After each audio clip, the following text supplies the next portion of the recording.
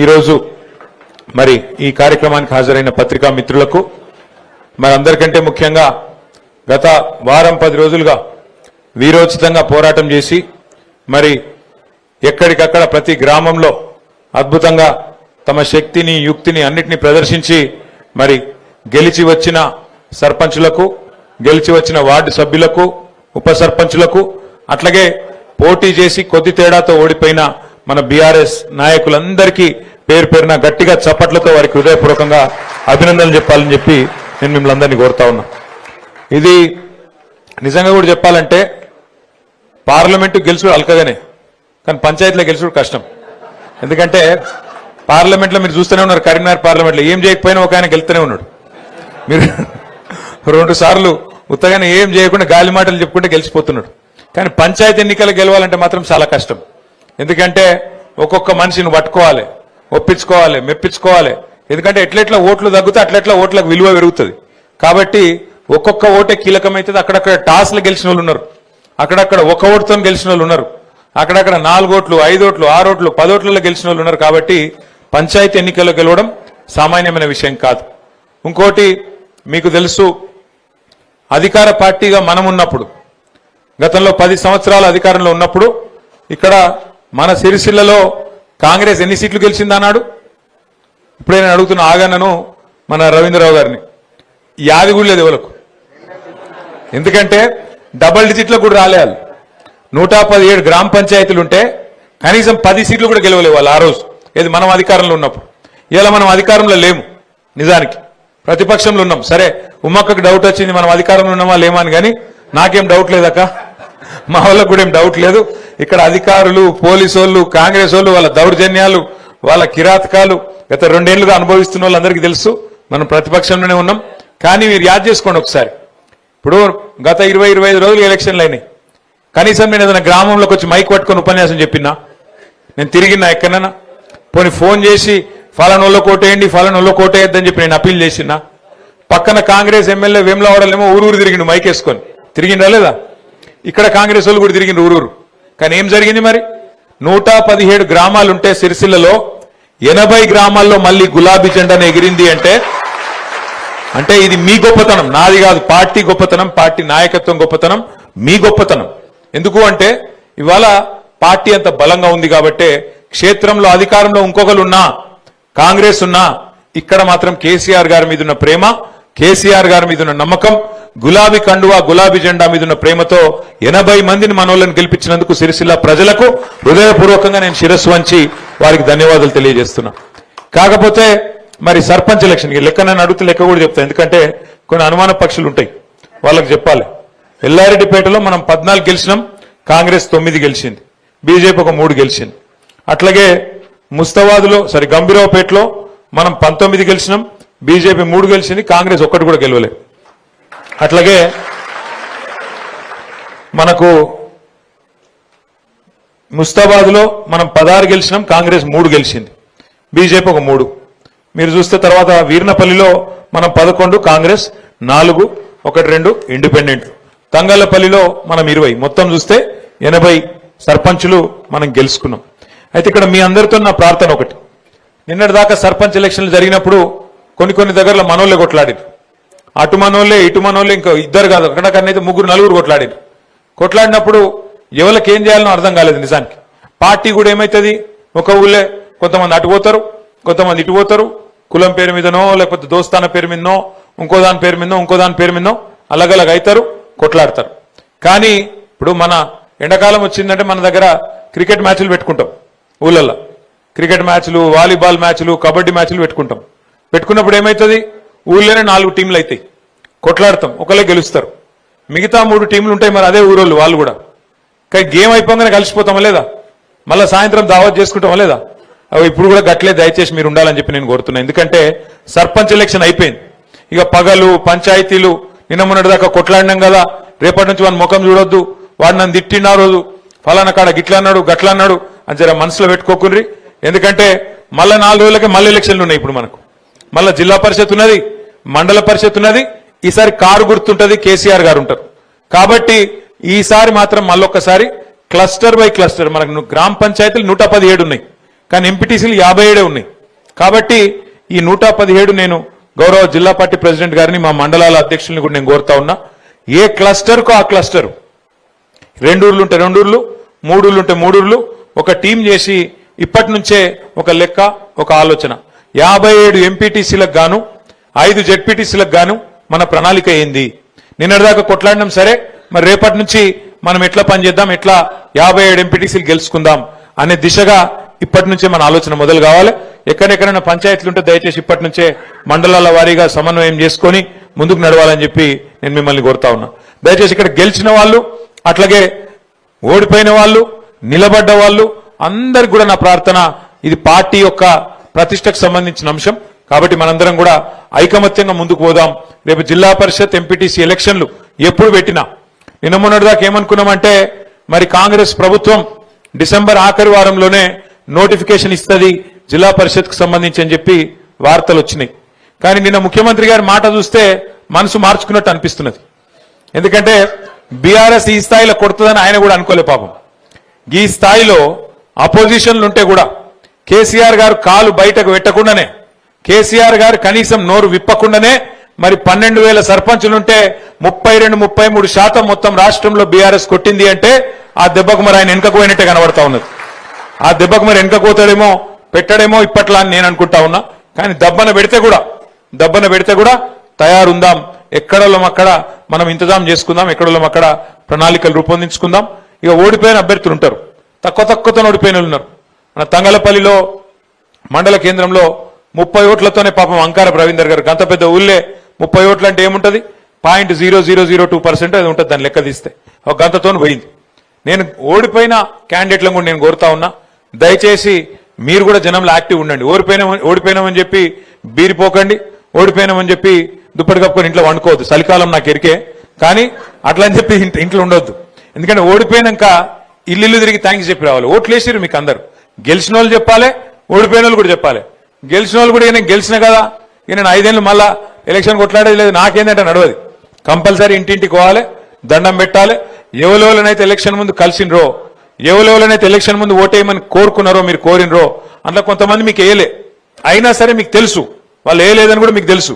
అయినా సరే పోవాలి, అయినా సరే పోయి ఒక రౌండ్ దండం పెట్టి వాళ్ళందరికీ కూడా ధన్యవాదాలు చెప్పి నేను మీకు అందుబాటులో ఉంటా, మీకు సేవ చేస్తా, ఏ అవసరం ఉన్నా నాకు చెప్పండి అని చెప్పి అటు గెలిచిన వాళ్ళు, ఇటు ఓడిపోయిన వాళ్ళు, మన వాళ్ళందరూ కూడా దయచేసి రాబోయే 2-3 రోజులు మరి ప్రజల్లోనే ఉండాలని చెప్పి మనస్ఫూర్తిగా నేను కోరుతున్నా.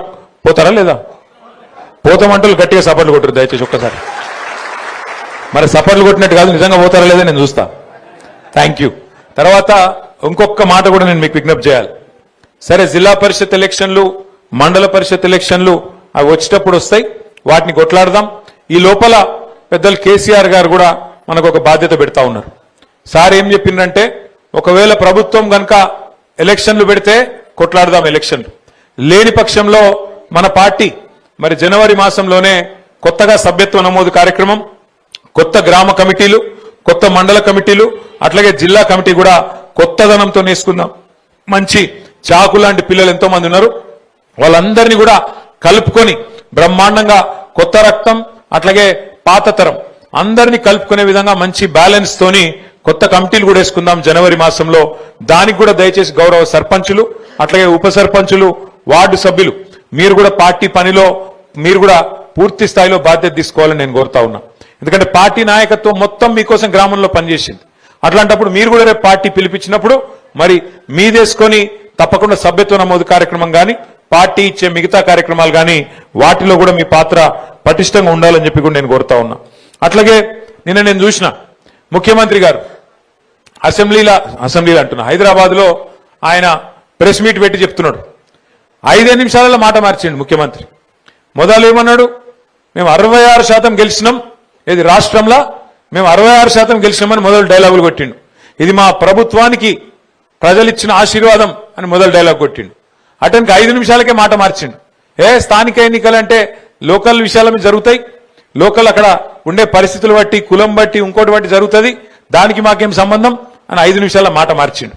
కానీ నేను ముఖ్యమంత్రి గారిని ఇలా సిరిసిల్ల వేదికగా వారికి నేను ఒక సవాల్ విసురుతా ఉన్నా.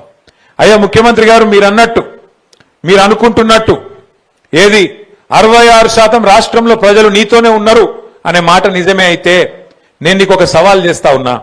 మా ఎమ్మెల్యేలు ఒక 10 మందిని ఎత్తుకపోయినావు కదా, 10 మందిని ఎత్తుకపోయింది కదా. ఆ 10 మందికి దమ్ముంటే రాజీనామా పెట్టి ప్రజలు చెప్తారు ఎవరు ఎక్కడున్నారు, ఎవరి శాతం ఎంత, ఎవరి బతుకెంత, ఎవరి ఎత్తెంత, ఎవరి పొడువు ఎంత ప్రజలు తెలుస్తారు. 10 మందితో రాజీనామా పెట్టి రా ఎలక్షన్లకు. నిజంగా 10 మందిని చూస్తే కూడా నాకు నవ్వాలని ఏడవాలని తెలుస్తలేదు. నిన్న స్పీకర్ గారు మనం వాళ్ళకు స్పీకర్ గారు ముంగట న్యాయస్థానం పోయినాం. న్యాయస్థానం పోయి ఇగో రేవంత్ రెడ్డి మా వాళ్ళని 10 మందిని ఎత్తుకపోయిండు, వీళ్ళు ఒక టికెట్ మీద గెలిచి ఇంకో టికెట్లకు పోయినరు, ఇంకో పార్టీలకు పోయినరు, కాబట్టి వీళ్ళని తీసేయాలి, వీళ్ళ సభ్యత్వం రద్దు చేయాలని చెప్పి మనం న్యాయస్థానానికి పోయినాం. న్యాయస్థానం ఏం చెప్పింది, స్పీకర్ గారు మీరు పెద్ద మనిషి, మీరు ఆటల ఎంపైర్ లెక్క మీరు కూర్చోబెట్టి మీరు నిర్ణయం తీసుకోండి అని స్పీకర్ గారికి అప్పచెప్పింది. మరి స్పీకర్ గారు ఏం చేయాలి, ఎవరెవరు ఏం మాట్లాడినరు, నిజంగానే వాళ్ళ పార్టీలో ఉన్నారా పోయినరా అన్ని లెక్క చూడాలి. కండువ కప్పుకున్నాడా లేదా కాంగ్రెస్, ఇది కాంగ్రెస్ పార్టీలో తిరుగుతుండా లేదా, వాళ్ళతో రాసుకొని పూసుకొని తిరుగుతుండా లేదా, ఏం మాట్లాడిండు, ఇవన్నీ చూసుకొని ఒక నిర్ణయం తీసుకొని ప్రకటించాలి. కుల్లా చెప్తున్నారా ఎమ్మెల్యేలు 10 మంది ఆ పార్టీలో చేరినాక, కాంగ్రెస్ పార్టీలో చేరినాక వాళ్ళు మాట్లాడిన మాటలు, వాళ్ళ నోట్లకెళ్ళి వచ్చిన మాటలు, మైకులో చెప్పిన మాటలు బొచ్చెడు ఉన్నాయి. ఆ కడియం శ్రీహరి గారు అని ఒక పెద్ద మనిషి ఉన్నాడు స్టేషన్ కాన్పూర్లో, ఆయననైతే ఓపెన్ గా చెప్పిండు ఏమని, నేను అభివృద్ధి కోసం కాంగ్రెస్ పార్టీలో చేరినా అని చెప్పి కుల్లా చెప్పిండు. అట్లాగే పోచారం శ్రీనివాసరెడ్డి గారు మన ప్రభుత్వంలో 5 ఏళ్లు మంత్రి, 5 ఏళ్లు మరి స్పీకర్. ఆ పెద్ద మనిషి చెప్పిండు ఢిల్లీ దాకా పోయి రాహుల్ గాంధీని కలిసి బయటకు వచ్చి చెప్పిండు. ఏమని చెప్పిండు, నేను ఇప్పుడే రాహుల్ గాంధీని కలిసి కాంగ్రెస్ పార్టీలో చేరినా, మరి నాకు రాహుల్ గాంధీ గారు స్వాగతం పలికిండ్రు అని పెద్ద పెద్ద మాటలు చెప్పిండు. కానీ ఇలా ఇద్దరు పెద్ద మనుషులు, ఇటు శ్రీనివాసరెడ్డి గారు అటు కడియం శ్రీహరి గారు, ఇద్దరు కూడా స్పీకర్ ముంగట పోయి పచ్చి అబద్ధాలు చెప్తున్నారు. మేము ఎక్కడ పోలే, మేము టీఆర్ఎస్ పార్టీలోనే ఉన్నాం, మేము ఎక్కడ పోయినాం కాంగ్రెస్లకు అని చెప్పి అలా అబద్ధం చెప్తుంటే స్పీకర్ గారు అన్ని ఆధారాలుంటే అది పక్కకు పెట్టి వీళ్ళెవ్వరు కూడా మా వాళ్ళు కాదు, కాంగ్రెస్ వాళ్ళు కాదు, వీళ్ళందరూ కూడా టీఆర్ఎస్ వాళ్ళు అని చెప్పి పాపం స్పీకర్ గారు కూడా పచ్చి అబద్ధాలు చెప్పే పరిస్థితి వచ్చింది. అంటే ఈ మాట మీకు ఎందుకు చెప్తున్నా అంటే రాజకీయాల్లో ఇలా అట్లా తయారైంది పరిస్థితి. నిజంగా ఎమ్మెల్యేలను చూస్తే నాకు జాలి కలుగుతా ఉన్నది, స్పీకర్ గారిని చూస్తే కూడా జాలి కలుగుతా ఉన్నది. స్పీకర్ గారేమో పాపం ఇలా ముఖ్యమంత్రి చెప్పినట్టు అబద్ధాలు ఆడక తప్పని పరిస్థితుల్లోకి స్పీకర్ గారు నెట్టబడ్డారు. ఇక ఎమ్మెల్యేలు 10 మంది పాపం వాళ్ళు ఆడోళ్ళ మొగోళ్ళ అంటే వాళ్ళకే తెలియకుండా అయిపోయింది, ఆగమైపోయింది వాళ్ళ బతుకు. ఏ పార్టీలో నువ్వు చెప్పురాబాయ్ అంటే కాంగ్రెసా బీఆర్ఎస్ఆ చెప్పుకోలేని దుస్థితిలోకి పోయినరు వాళ్ళు. ఇవాళ ఇంత బతుకు బతికి 70 ఏళ్ళు 75 ఏళ్ళు మంత్రులు చేసి ఉప ముఖ్యమంత్రిగా పనిచేసి ఆఖరికి ఏం పరిస్థితి వచ్చింది, ఏ పార్టీలు ఉన్నవా అంటే చెప్పుకునే పరిస్థితి లేదు. ఇలా పోచారం శ్రీనివాసరెడ్డి గారికి, కడియం శ్రీహరి గారికి. ఇక అది కూడా ఒక బతికేనా నాకు తెలియక అడుగుతా. గింత బతుకు బతికి గింత స్థాయిలో మంత్రులుగా ఉప ముఖ్యమంత్రులుగా పనిచేసి ఆఖరికి ఒక పదవి కోసం, గడ్డిపోస లాంటి పదవి కోసం ఇవాళ సూరు పట్టుకొని గబ్బిలం ఏలాడినట్టు సిగ్గు లేకుండా ఏలాడుతా ఉన్నారు. మరి వాళ్ళని పెట్టుకొని ముఖ్యమంత్రి గారు ఇంకా పోజులు కొడుతున్నాడు, మేము 66% గెలిచినాం. అందుకే నేను అంటున్నా, నీకు నిజంగానే 66% మాట గెలిచిన మాట నిజమే అయితే ముఖ్యమంత్రి గారు దమ్ముంటే ఆ 10 మందితో రాజీనామా పెట్టి ప్రజాక్షేత్రంలోకి రా. తెలంగాణ ప్రజలు చెప్తారు ఎవరు దిక్కున్నారో, రైతులను, తెలంగాణలోని బీసీలను, తెలంగాణలోని ఎస్సీ ఎస్టీలను, తెలంగాణలోని మహిళలను మోసం చేసినందుకే ఇలా గ్రామ పంచాయతీ ఎన్నికల్లో కూడా నీకు కర్రుగాల్చి వాత పెట్టింది. నీవు ఒప్పుకున్నా ఒప్పుకోకపోయినా సర్వసాధారణంగా ఇప్పుడేం జరుగుతుంది, ప్రతిపక్షంలో ఉన్న వాళ్లకు జనరల్ గా ప్రజలు లోకల్ బాడీ ఎలక్షన్స్ లో, స్థానిక సంస్థల ఎలక్షన్ల పెద్దగా ఓట్లు వేయరు నిజానికైతే. ఎందుకంటే ప్రభుత్వంలో ఉన్నోళ్ళు అయితే ఏమైనా పనులైతే ఏమో అనుకుంటారు. కానీ ఇవాళ తెలంగాణలో ఏం జరుగుతున్నది, ఇవాళ ముఖ్యమంత్రి గారు ఊరూరు తిరిగినా, జిల్లా జిల్లా తిరిగి ప్రచారం చేసినా, 2 సంవత్సరాల విజయోత్సవం పేరిట పరోక్షంగా ఎన్నికల ప్రచారం చేసినా, కాంగ్రెస్ పార్టీ నాయకులు బెదిరించినా, అధికార యంత్రాంగాన్ని అడ్డం పెట్టుకొని చాలా దుర్మార్గమైన పనులు చేసినా ప్రజలు మాత్రం స్పష్టంగా ఉన్నారు. మళ్ళా కేసీఆరే రావాలే, మళ్ళా గులాబీ జెండానే ఎగరాలే, మళ్ళా పల్లెళ్ళు బాగుపడాలి అంటే ఖచ్చితంగా మళ్ళీ బీఆర్ఎస్ఏ రావాలి అనే ఆలోచనతోని ఇవాళ సిరిసిల్లలో ఇచ్చిన తీర్పు మీకు ఒక నిదర్శనం అని చెప్పి నేను విజ్ఞప్తి చేస్తా ఉన్నా. దయచేసి నేను మిమ్మల్ని కోరేది ఒకటే ఒక్క మాట, భయపెడతారు, బెదిరిస్తారు, ఫోన్లు చేస్తారు, గట్లెట్లుంటుంది, మీరు మాతో ఉంటేనే మీరు రేపు ఏమైనా పనులు చేస్తారు, లేకపోతే మీకు ఎక్కడికి వెళ్ళి వస్తాయి అని మాట్లాడతారు. కొంతమంది ఎమ్మెల్యేలు అయితే కుల్లా చెప్తున్నారు, కాంగ్రెస్ ఎమ్మెల్యేలు మైకులలోనే బెదిరిస్తున్నారు. మీరు చూసింటారు కొంతమందిని మాట్లాడేది. ఒక ఆయన అంటున్నాడు, కాంగ్రెస్ ఎమ్మెల్యే, ఒక్క ఇందిరమ్మ ఇల్లు ఎట్లిస్తారో నేను చూస్తా బీఆర్ఎస్ వాళ్ళు గెలిచిన కాడ అంటుండు. ఇంకొక ఆయన అంటున్నాడు నా ఇంటికాడికి వస్తే మెడలు పట్టి నూకేస్తా ఇంకొక ఆయన అంటున్నాడు కాంగ్రెస్ ఎమ్మెల్యే. నేను మీకు ఒక్కొక్క సర్పంచ్ గారికి ఉప సర్పంచ్ గారికి వార్డు సభ్యులకు నేను ఒకటే మాట చెప్తా ఉన్నా. ఇవాళ ఎమ్మెల్యేలకు ఇచ్చే నిధులు గాని సర్పంచ్లకు వచ్చే నిధులు గాని ఎంపీలు ఖర్చు పెట్టే నిధులు గాని ప్రభుత్వం ఖర్చు పెట్టే ప్రతి పైసా ఇదంతా కూడా ప్రజల సొమ్ము. పన్నుల రూపంలో మీరు ప్రజలు మనకు కట్టే సొమ్మునే మనం ధర్మకర్తల్లాగా వారు ఎన్నుకున్న ప్రజాప్రతినిధులు కాబట్టి మళ్ళా తిరిగి వాళ్ళ కోసమే ఖర్చు పెడతాం తప్ప ఇదేదో నా ఇంటెనక పొలం అమ్ముడో లేకపోతే రేవంత్ రెడ్డి గారు ఆయన ఇంటెనక పొలం అమ్మో కడతలేడు, ఎవరి ఇంటెనక పొలం అమ్మి వచ్చి సొంత పైసలతో పెట్టిన పైసలు కావి. అందుకే ఏ ఎమ్మెల్యే అడ్డం పొడుగు మాట్లాడినా ఏ ఎమ్మెల్యే చిల్లర మల్లరగా మాట్లాడినా మనం పట్టించుకునే అవసరం లేదు. ఎందుకంటే అది అయ్యే సొత్తు కాదు, వాళ్ళ అత్త సొమ్ము కాదు. వాళ్ళు ఇష్టం వచ్చినట్టు మీకు ఇష్టం ఉన్నట్టు ఇయనికి లేకపోతే ఇవ్వకుండా ఉండేటందుకు. భారతదేశంలో ఒక రాజ్యాంగం ఉన్నది. ఆ రాజ్యాంగం రాసిన మహానుభావుడు డాక్టర్ బాబాసాహెబ్ అంబేద్కర్ గారు. ఆ అంబేద్కర్ గారు రాసిన రాజ్యాంగంలో స్పష్టంగా 5 అంచెల్లో ప్రభుత్వాన్ని ఎట్లా నడపాలనో రాసి ఉన్నది. 5 అంచెలు అంటే కింద గ్రామాలలో గ్రామ పంచాయతీ ఒక ప్రభుత్వం, కొద్దిగా మీదికోతే మండల స్థాయిలో మండల ప్రభుత్వం, పట్టణం అయితే మున్సిపాలిటీలో మున్సిపల్ ప్రభుత్వం ఉంటుంది. ఇంకొద్దిగా మీదికోతే జిల్లా ప్రభుత్వం ఉంటుంది, జిల్లా పరిషత్ ఉంటుంది. ఇంకొద్దిగా పైకి పోతే రాష్ట్ర ప్రభుత్వం ఉంటుంది, ఆ పైన కేంద్ర ప్రభుత్వం ఉంటుంది. ఏ ప్రభుత్వానికి ఆ పని వాళ్ళ పని వాళ్ళకు ఉన్నది. ప్రజాస్వామ్యంలో ఎవరు చేసే పని వాళ్ళు చేయాలి. గాడిద చేసే పని గాడిది, కుక్క చేసే పని కుక్క, గుర్రం చేసే పని గుర్రం, ఇట్లా ఎవల పని వాళ్లకు విభజించబడి ఉన్నది, ఎవలది వాళ్లకు నిర్ణయించబడి ఉన్నది రాజ్యాంగం ప్రకారం. ఇందులో ఒకరికొకలకు ఎవరికేమి ఒకరి మీద ఒకరు డిపెండెంట్ కాదు, ఒకరి మీద ఒకరు ఆధారపడి లేరు. కలిసి పనిచేయాలి, సమన్వయంతో పనిచేయాలి. కానీ ఇప్పుడు మోడీ గారు నేను పైసలు ఇయ్యా అంటే రేవంత్ రెడ్డి దుకాణం బంద్ అవుతుందా? కాదు. ఇక్కడ రాష్ట్రానికి ఉండే ఆదాయాలు, రాష్ట్రానికి ఉండే వనరులు ఇక్కడ ఉంటాయి. 10 ఏళ్లు కేసీఆర్ గారు ఉన్నప్పుడు మోడీ గారు సహకరించలే, అట్లని చెప్పేసి మనం ఊకున్నామా? పని చేయలేదా? బ్రహ్మాండంగా పెన్షన్లు పెంచుకోలేదా? 200 పెన్షన్ 2000 చేసుకోలేదా? రైతు బంధు ఇచ్చుకోలేదా? కళ్యాణ లక్ష్మి ఇచ్చుకోలేదా? షాదీ ముబారక్ ఇచ్చుకోలేదా? రైతు బీమా ఇచ్చుకోలేదా? భారతదేశంలో ఎక్కడ లేని పనులు చేసుకోలేదా? చేసుకున్నాం. కేంద్ర ప్రభుత్వం సహకారం చేయకపోయినా, రూపాయి ఇయ్యకపోయినా రాష్ట్రంలో మాత్రం కేసీఆర్ గారి నాయకత్వంలో అభివృద్ధి చేసుకున్నాం. అట్లాగే గ్రామ పంచాయతీల విషయంలో కూడా మీకు హక్కుగా, మీకు రాజ్యాంగబద్ధంగా, మీకు కానూన్ ప్రకారం, మీకు కాయిదా ప్రకారం రావాల్సిన పైసలు ఫైనాన్స్ కమిషన్ ద్వారా మీకే వస్తాయి. అందులో ఏలు పెట్టే అధికారం ఎమ్మెల్యేగా నాకు లేదు, ఎంపీగా బండి సంజయ్కి లేదు, రాష్ట్ర ముఖ్యమంత్రిగా రేవంత్ రెడ్డికి కూడా లేదు, ఎవ్వరకు లేదు. ఎందుకంటే ఫైనాన్స్ కమిషన్కి వెళ్ళి వచ్చే పైసలు సీదా వచ్చేది 70 పైసలు. రూపాయి వస్తే 70 పైసలు సీదా గ్రామ పంచాయతీ అకౌంట్లకే వస్తాయి. ఆ రూపాయిల 20 పైసలు మండల పరిషత్ అకౌంట్లకు పోతాయి, ఒక 10 పైసలు జిల్లా పరిషత్ అకౌంట్లకు పోతాయి. అంటే 70, 20, 10 ఈ రేషియోలో మరి ఫైనాన్స్ కమిషన్కి వెళ్ళి వచ్చే పైసలు, అది కేంద్ర ప్రభుత్వం ద్వారా వచ్చే పైసలు కానీ రాష్ట్ర ప్రభుత్వం నుంచి విడుదలయ్యే పైసలు కానీ కానూన్ ప్రకారం, రాజ్యాంగం ప్రకారం మీ అకౌంట్లకే రావాలి. అలా ఎవ్వలకు కూడా ఆపే అధికారం కానీ ఎవ్వలకు కూడా ఏలు పెట్టే అధికారం కానీ పొరపాటున కూడా లేదు. ఈ విషయం ముందు మీరు తెలుసుకోవాలి గౌరవ సర్పంచులు. అట్లాగే రెండో మాట కూడా నేను మీకు విజ్ఞప్తి చేస్తా ఉన్నా. మీరు అనుకోవచ్చు అన్నా మరి కరెక్టే, మా హక్కులేంది, మాకుండే బాధ్యత లేంది, మరి ఎట్లా ఎవరు చెప్పాలి అనేది కూడా మీరు అనుకోవచ్చు. ఏం చేద్దామంటే జిల్లా పరిషత్ ఎలక్షన్లు, మండల పరిషత్ ఎలక్షన్లు అయిపోయినాక మొత్తం గెలిచిన ఎంపీటీసీలు, గెలిచిన సర్పంచులు, అట్లాగే జెడ్పీటీసీలు అందరం కూడా కూర్చొని పంచాయతీరాజ్ చట్టానికి సంబంధించిన నిపుణులు, నిష్ణాతులు, మన పార్టీ నాయకులే కాదు చాలా మంది పెద్దలు కూడా ఉన్నారు, వాళ్ళని కూడా పిలుచుకొని మీకు ప్రత్యేకంగా వర్క్ షాప్ ట్రైనింగ్ కూడా నిర్వహించి శిక్షణ కార్యక్రమాలు కూడా పెడతాం. దానివల్ల ఏమవుతుందంటే మీకు మీ బాధ్యత తెలుస్తుంది, మీ హక్కుల గురించి తెలుస్తుంది. మిమ్మల్ని ఎవడు బెదిరించినా బెదరాల్సిన అవసరం లేదు. వార్డు సభ్యులు కానీ, ఉప సర్పంచ్ కానీ, సర్పంచ్ గారు కానీ ఎట్లా పనిచేయాలో కూడా తెలుసుకునే అవకాశం ఉంటుంది. ఆ కార్యక్రమం కూడా తొందరలోనే ఏర్పాటు చేసుకుందాం, సంక్రాంతి తర్వాతనో ఆ తర్వాతనో ఏర్పాటు చేసుకుందామని చెప్పి కూడా నేను మీకు తెలియజేస్తా ఉన్నా. ఇది నేను ఎంపీటీసీ జెడ్పీటీసీ ఎలక్షన్ తర్వాత అని ఎందుకంటున్నా అంటే దాని వెనుక కూడా ఒక చిన్న మర్మం ఉంది. ఇప్పుడు ఏమైతుందంటే నేను గమనించిన, నేను గతంలో పంచాయతీరాజ్ మంత్రిగా కూడా పనిచేసిన, ఏమైతుందంటే గ్రామ పంచాయతీలేమో సిరిసిల్లలో 117 ఉన్నాయి, ఎంపీటీసీలేమో 57 ఉన్నాయి.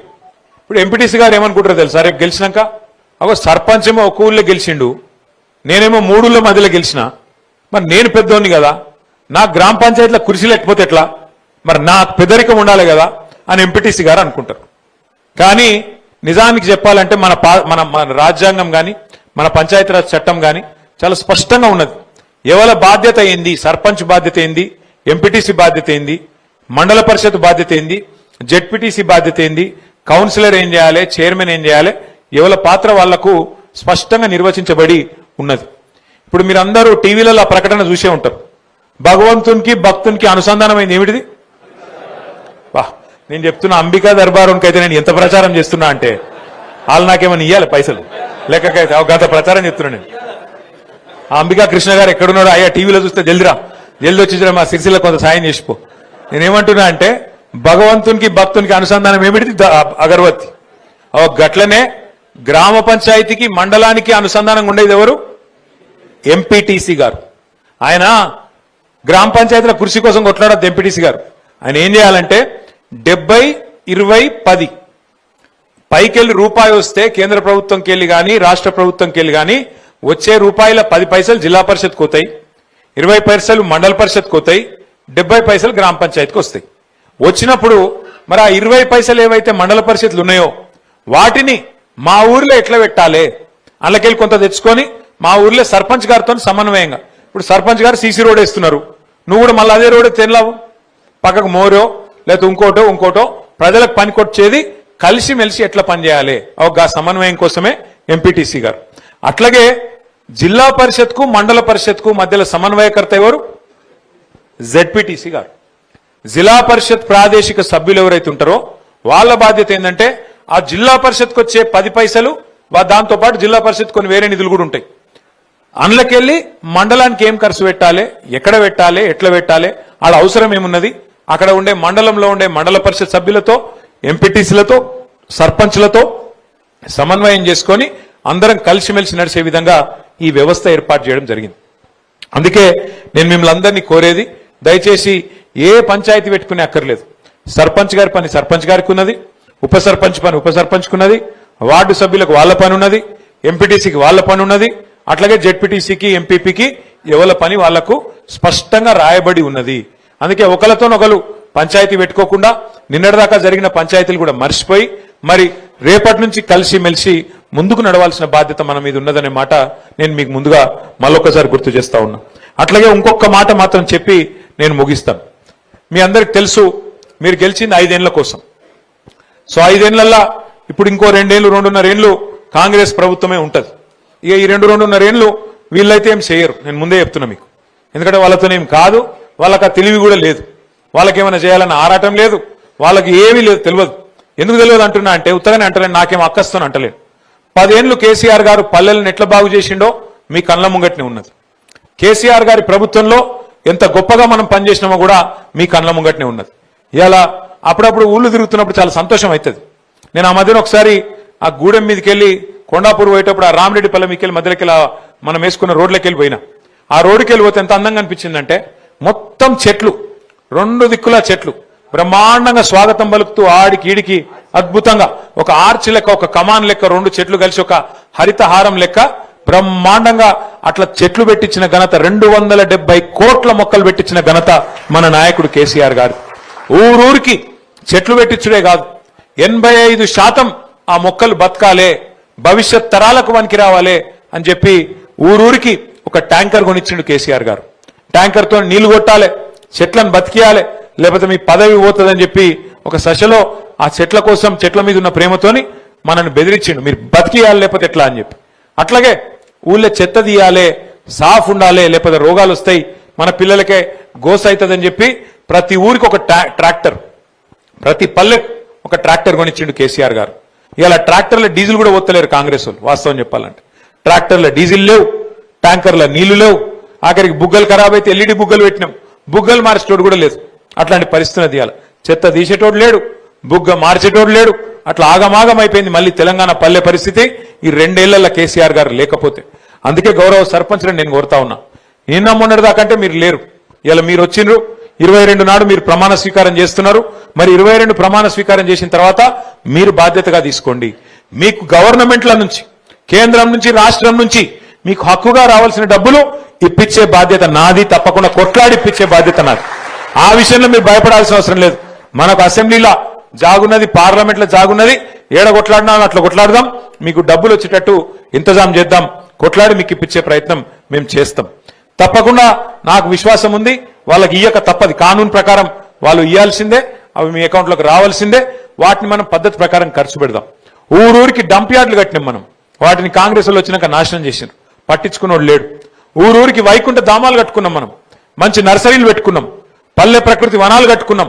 ఇలా వాటిని పట్టించుకున్నోడు లేడు. కాంగ్రెస్ ప్రభుత్వం వచ్చినాక వాటిని పట్టించుకోవాల్సింది మీరే, బాగు చేయాల్సింది మీరే, మళ్ళీ ప్రజలకు అందుబాటులోకి తీసుకొచ్చే విధంగా వ్యవహారం చేయాల్సింది కూడా మీరే. ఇన్ని రోజులంటే కథానాయకులు లేరు గ్రామాల్లో. ఇప్పుడు మళ్ళా మీ గెలుపుతోని కథానాయికలు, కథానాయకులు మళ్ళా మీరే అయ్యిండ్రు. మీ ఆధ్వర్యంలోనే బ్రహ్మాండంగా పనులు జరగాలని చెప్పి కూడా మనస్ఫూర్తిగా నేను కోరుకుంటా ఉన్నా. చివరిగా నేను ఒకటే మళ్ళొక్కసారి మీకు విజ్ఞప్తి చేస్తా ఉన్నా.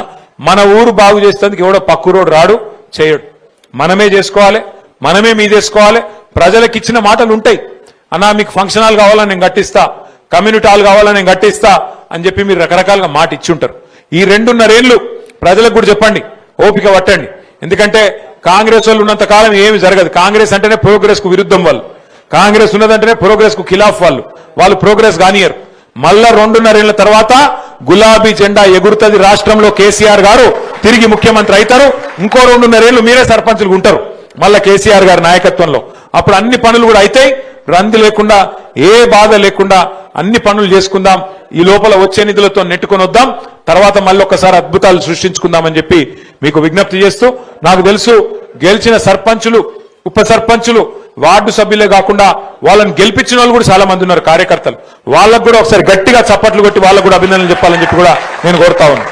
గెలిచింది ఒక్కరు, కానీ గెలిపించిన వాళ్ళు 100 మంది ఉంటారు. ఎందుకంటే వాళ్ళు లేని మన గెలుపు సాధ్యం కాదు. కాబట్టి వాళ్ళకు కూడా ధన్యవాదాలు. కానీ దయచేసి నేను కోరుతున్నా, ఏమనుకోకుండ్రి, అందరి సర్పంచులకు మంచి షీల్డ్లు, మెమెంటోలు అన్ని తెప్పించినాం. వార్డు సభ్యులకు, ఉప సర్పంచులకు కూడా శాల్వాలు కప్పి సన్మానం చేసేది ఉన్నది. దయచేసి మిగతా వాళ్ళు కొద్దిగా ఇబ్బంది పెట్టకుర్రి. ముందు వాళ్లకు సన్మానం చేసి వాళ్ళొక ఫోటో దిగితే పాలక వర్గం వాళ్ళంతా కూడా పెట్టుకుంటారు. వాళ్ళ గ్రామ పంచాయతీలలో ఒక చిరు జ్ఞాపకం, ఒక మెమరీ లెక్క ఉంటుంది. కాబట్టి దయచేసి క్రమశిక్షణతోని ఒక పని చేద్దాం. లేడీస్ సర్పంచులు ఉన్న కాడ ముందు చేసుకుందాము. ఎందుకంటే లేడీస్, చిన్నపిల్లలు ఉన్న వాళ్ళను ముందు పంపిద్దాము. మిగతా వాళ్ళు మెల్లమెల్లగా పోదాం. నేను అధ్యక్షులు ఎట్లెట్లా పిలిస్తే అట్లెట్లా రాండ్రి. అందరూ వచ్చి ఒక్కసారి పడితే ఆగమాగం అవుతుంది, తొక్కిసలాట అవుతుంది. దయచేసి మీరు సహకరించాలని మళ్ళొక్కసారి కోరుతూ, జై తెలంగాణ, కేసీఆర్ గారి నాయకత్వం.